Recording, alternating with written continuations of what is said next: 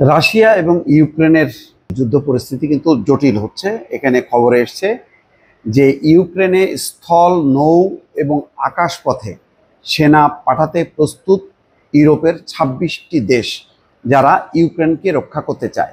সম্প্রতি আপনারা দেখেছেন যে পুতিন মস্কোতে বৈঠকে ডেকেছেন জেলেনস্কিকে।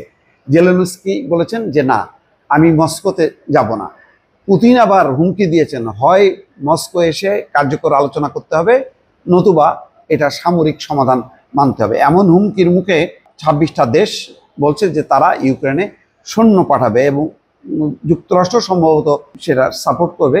কারণ ইতিমধ্যে মোটামুটি বোঝা হয়ে গেছে যে গত মাসে যে আলাস্কায় ট্রাম্প এবং পুতিনের মধ্যে যে বৈঠক হয়েছিল, সেই বৈঠকের আসলে ফলাফল শূন্য। পুতিন মোট কথা মানবে না কোনো সমাধান। সে চায় যে দানবাস সহ বহু এলাকা ছেড়ে দিক রাশিয়াকে, তারপরে সমাধান হবে। এবং জেলেনস্কি যাতে ক্ষমা চায়, মাথা নত করে, কিন্তু জেলেনস্কি সেটা কখনোই করবে না।